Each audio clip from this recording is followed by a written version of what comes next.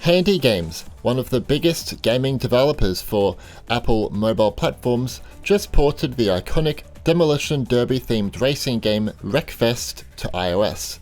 Today, we're going to have an in-depth look at how the game performs on iPhone and iPad, and how Handy have translated a true AAA racer to mobile. Before we get into this, Wreckfest requires iOS 14 or iPadOS 14. See a list of supported devices on screen now.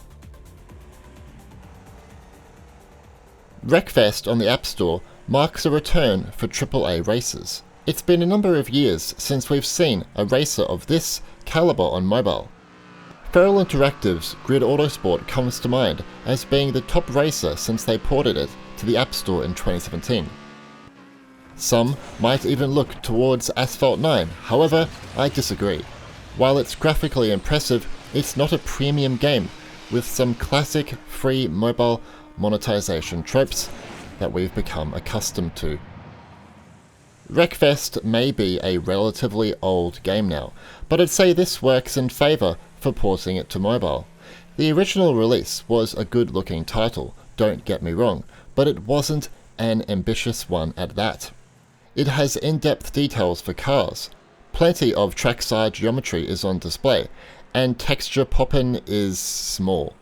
The only areas where the original release was maybe falling behind is with indirectly lit shots looking quite bland and car reflections are quite basic. Just like on other platforms, Wreckfest on the App Store contains the full game. Included is the intense 10-hour plus career campaign, custom events, tournaments, the garage, and multiplayer. The game only supports local multiplayer over Wi-Fi, where one player can host the game on their mobile device. Hopefully, Handy Games can bring online multiplayer in a future update. 14 paid DLC packs are included too. Some people are saying it's been created with sketchy mobile monetization in mind. This is just not true. This is the same DLC content from PC and console to expand the gameplay further after you've completed the main campaign. The iOS version also supports up to 24 cars simultaneously in a race, compared to 16 on the Switch. Wreckfest runs on MoltenVK on iOS. MoltenVK translates the Vulkan renderer entirely into Metal. This allowed them to support iOS 14 and iPadOS 14. The graphics engine is the Ramu engine. The Vulkan renderer, used for Wreckfest before, has been modified a lot to fit the needs of mobile devices. I'm only aware of 3 other games with MoltenVK support on the App Store, being Aerofly FS 2022, Seven Knights 2, and Dota Underlords. But I'm sure there are many more. Even at max graphics on iOS, Wreckfest is still running at a low graphics quality preset overall. Compared to PS4 and PS5, foliage quality and especially grass is significantly reduced. Skid marks are mostly absent. Some text is a little harder to read. And trackside details are simplified, such as crowds. While most of these sacrifices take place out of the track, for me, too much detail is lost in this mobile translation.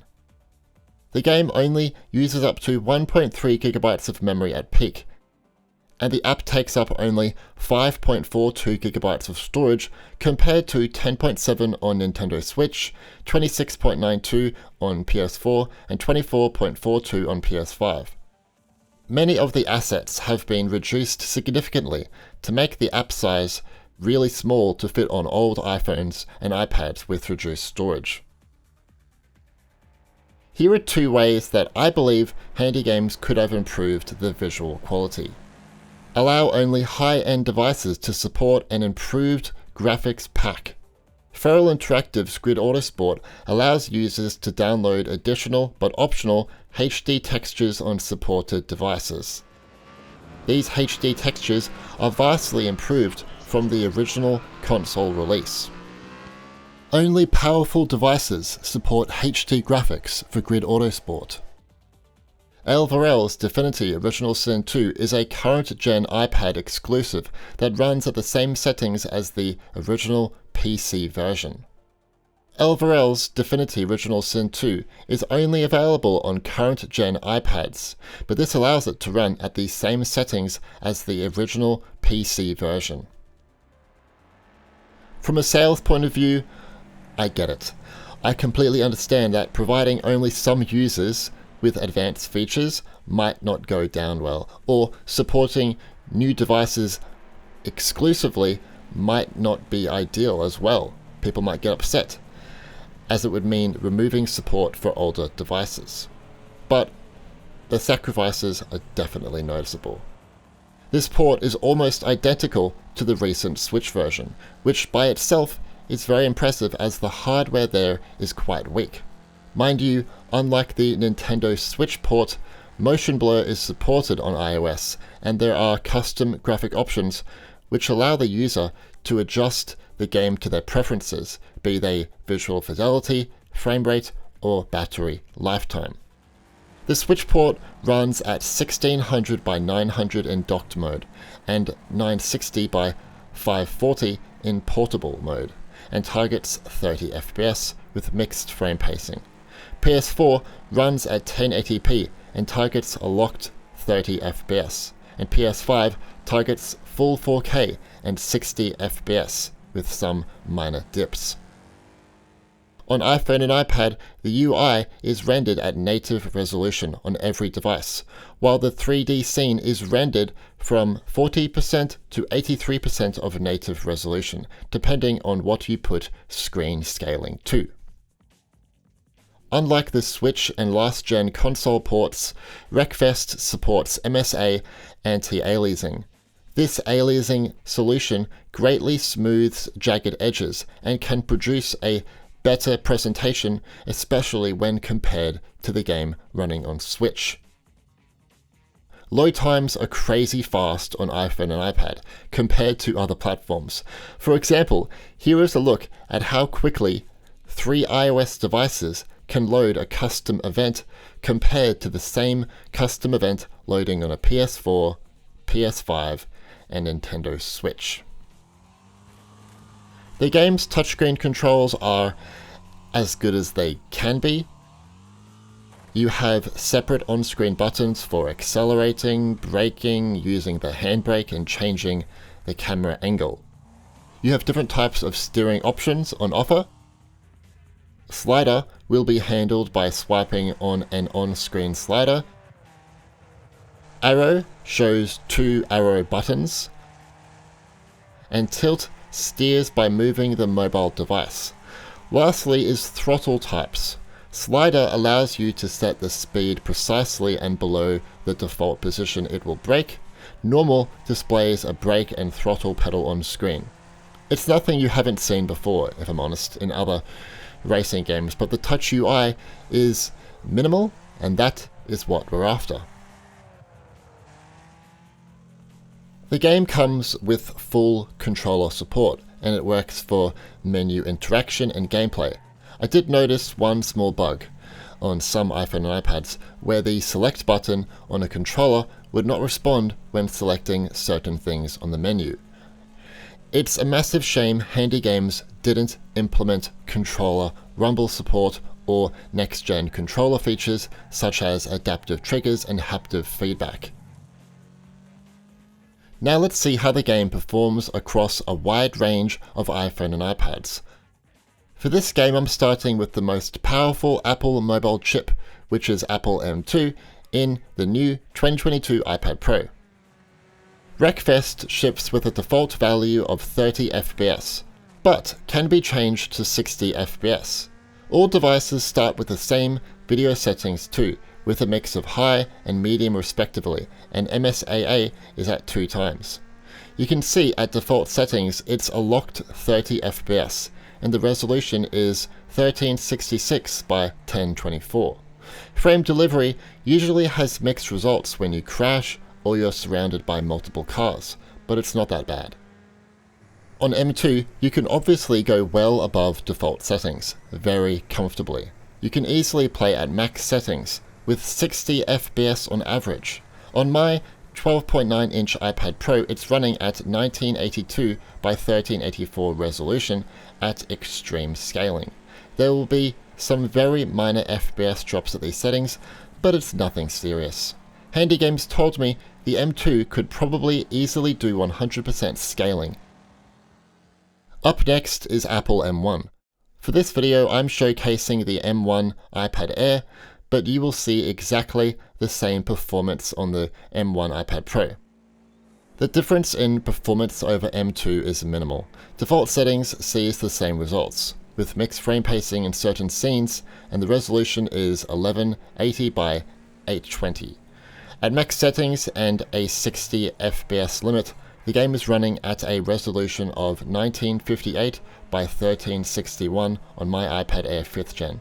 It's average 60 FPS, but there are still some dips during challenging scenes.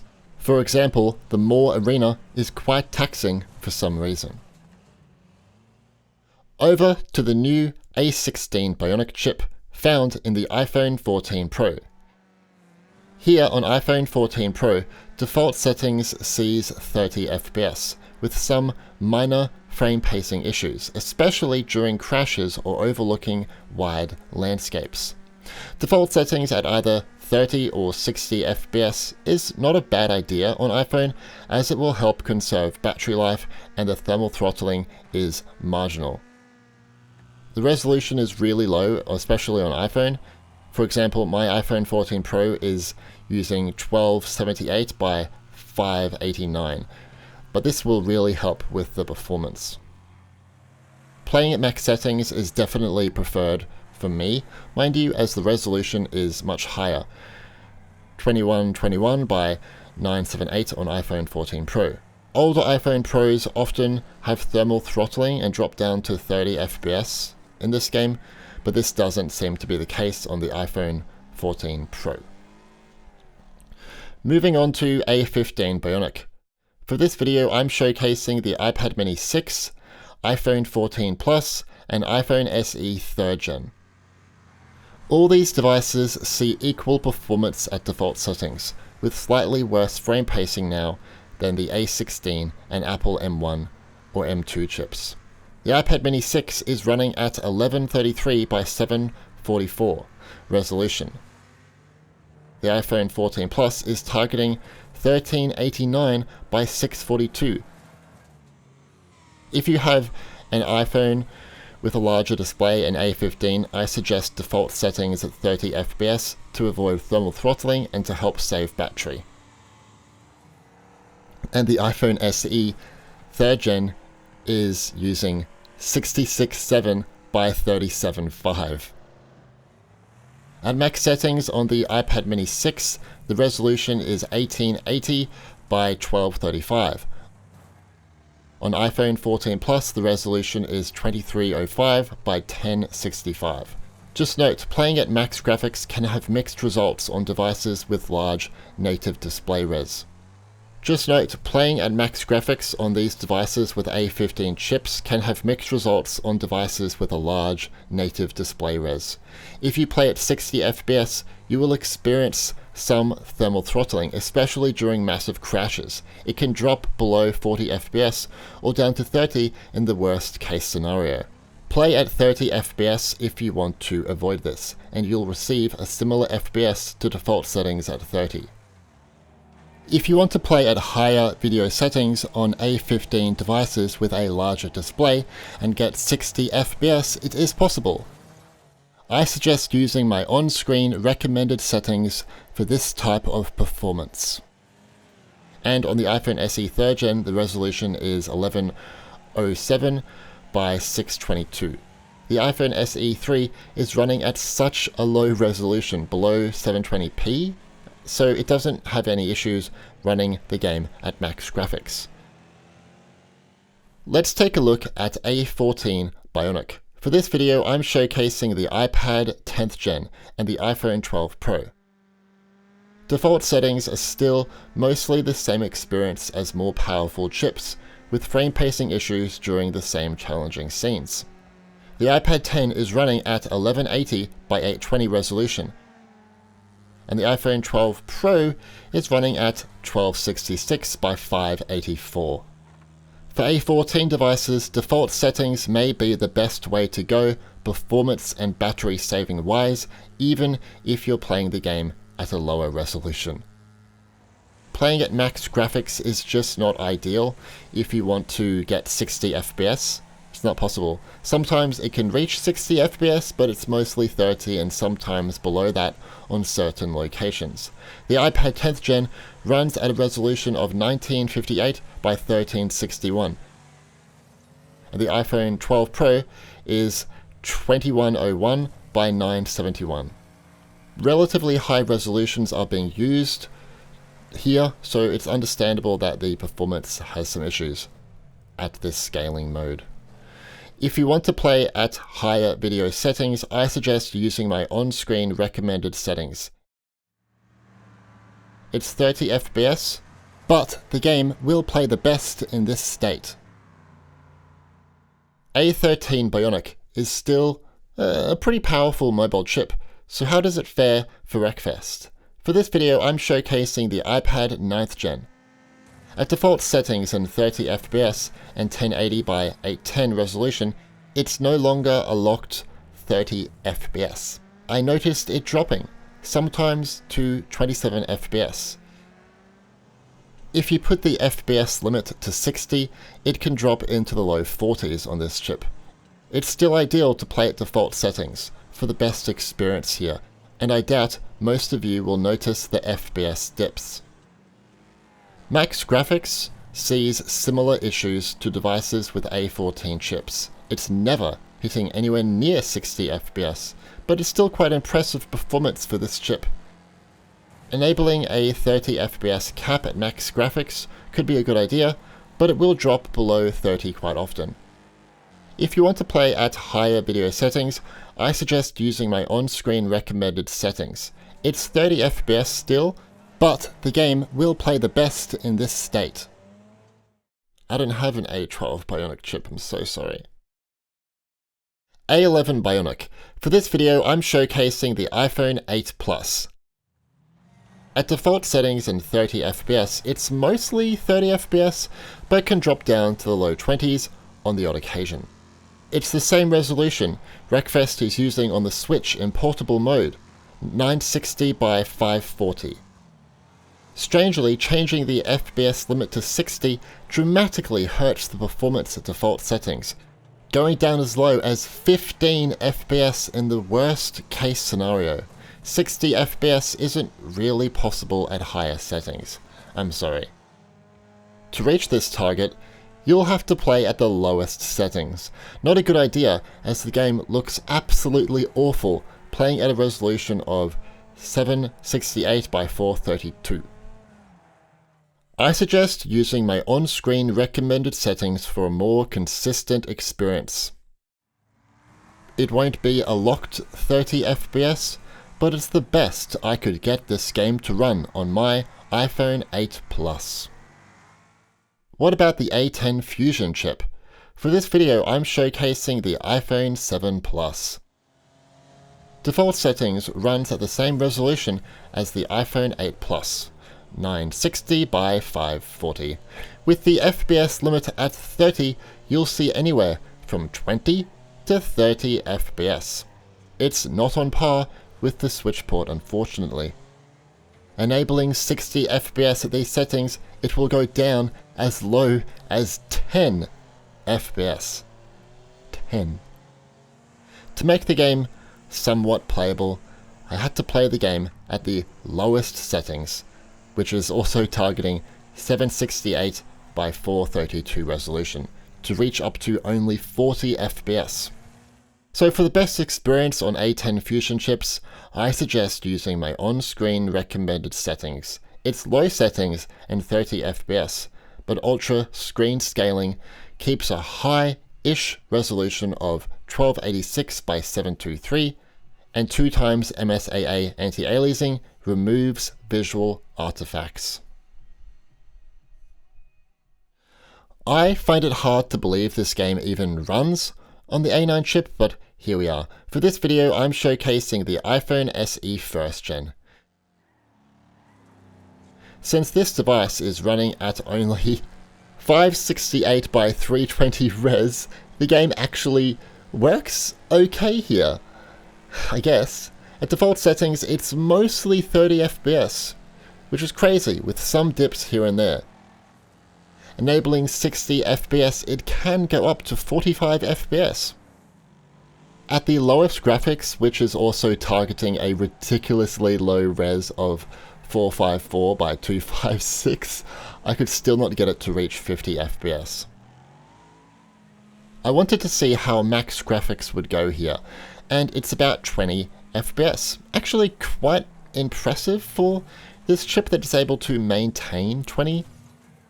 Anyway, for the best experience on A9 chips, I would suggest using my on-screen recommended settings. While it's lower settings than the default preset, putting the screen scaling to extreme or ultra really makes the game look okay, especially on the iPhone SE. It's running at 942 by 531. Still a very low resolution, especially when upscaled to 2K res for this video. But when playing the game on this device, looking at it with your eyes, just your eyes, it actually looks tolerable.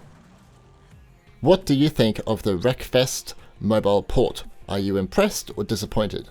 I asked Handy Games about an Apple TV 4K port, and they replied saying, currently it doesn't look like it, because at the moment Apple TV only supports a max size file of 4GB.